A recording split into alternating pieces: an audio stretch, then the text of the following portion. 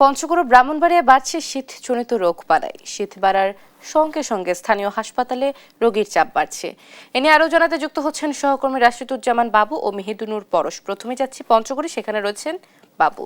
বাবু, শীতজনিত রোগের সংখ্যা কতটা বেড়েছে এবং হাসপাতালে রোগীর চাপ সামলাতে কি ব্যবস্থা নেওয়া হচ্ছে জানাবেন।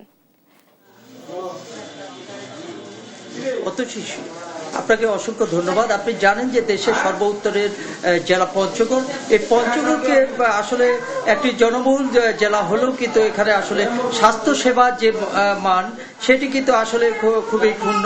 আপনাকে যদি বলি যে বিশেষ করে এই শীত মৌসুমে আমরা যদি বলতে চাই যে পঞ্চগড়ের শীত মানে হিমালয় কন্যা হিসাবে এই জেলাকে সবাই সারা বাংলাদেশে পরিচিতি রয়েছে, যেই কারণে হিমালয়ের যে হিম বাতাস, সেই হিম বাতাস কিন্তু পঞ্চগড় জেলার উপর দিয়ে প্রবাহিত হয়।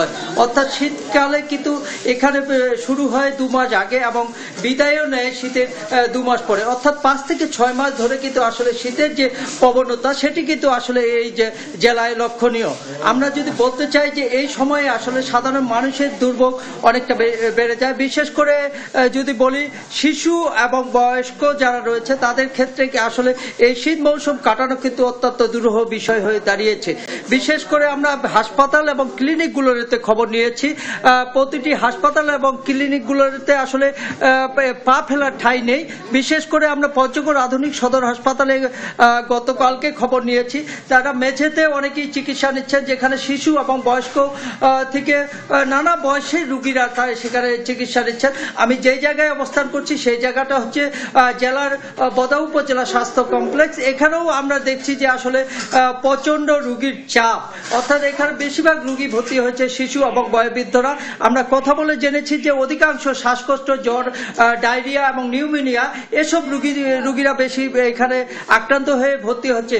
ইনডোর এবং আউটডোরে আমরা খবর নিয়েছি প্রতিদিনে কিন্তু প্রায় শত শত রুগী কিন্তু আসলে ভর্তি হচ্ছেন এবং ব্যবস্থাপত্র নিচ্ছেন। আমরা যদি কথা বলতে চাই একজন রুগীর সাথে, আপনার কাছে জানতে চাই যে আপনি কি রোগে অসুস্থ হয়েছেন? আমি শ্বাসকষ্টজনিত কারণে প্রায় 7-8 বছর শীতকালে আমার শ্বাসকষ্টটা প্রচন্ড বেড়ে যায়। ধন্যবাদ আপনাকে। আমরা শুনছিলাম একজন রুগীর কথা।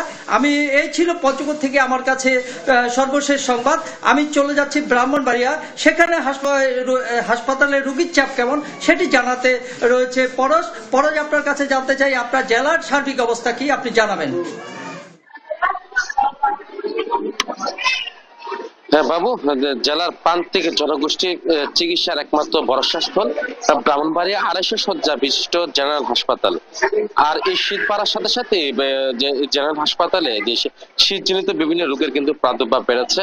যে আমি এখন দাঁড়িয়ে আছি যে ডায়রিয়া ওয়ার্ড এবং শিশু ওয়ার্ড। এই ডায়রিয়া ওয়ার্ডের চিত্র যদি আপনাকে দেখতে পাচ্ছেন যে ডায়রিয়া ওয়ার্ডে বেড সংখ্যা রয়েছে 20, তার পরিবর্তিতে রোগী রয়েছে প্রায় 87 জনের মতো। ফলে কিন্তু মেঝেতে চিকিৎসা দিচ্ছে এখানকার যে ডায়রিয়া আক্রান্ত রোগীরা। তো তারা জেলার বিভিন্ন স্থান থেকে তারা আসছেন এখানে চিকিৎসা নিতে। তো এছাড়া যে আমি যদি নিউমোনিয়া ওয়ার্ড বা শিশু ওয়ার্ডের কথা বলি, শিশু ওয়ার্ডে কিন্তু বেড রয়েছে 20 বেড। এই 20 বেডের পরিবর্তে রোগী ভর্তি হয়েছে গতকাল থেকে আজ পর্যন্ত প্রায় 67 জনের মতো। তো জায়গা সংকুলন না করাতে কিন্তু যারা রোগী রয়েছেন তারা খুব কষ্টের মধ্যে তারা চিকিৎসা নিচ্ছেন। তারা বলছেন যে হাসপাতালের পরিবেশ নিয়েও তারা কথা বলছেন যে অনেকটা অপরিচ্ছন্ন পরিবেশের থেকে তারা চিকিৎসা নিচ্ছেন। তো হাসপাতালের যে কর্তৃপক্ষ জানিয়েছেন যেহেতু বেড সংখ্যা কম, সেজন্য তারা যতটুকু পারছেন সে পর্যায়ে তারা চিকিৎসা দিচ্ছেন। এছাড়া ডায়রিয়া এবং শিশু ওয়ার্ডে কিছু কিছু কিন্তু ওষুধের ঘাটতি রয়েছেন।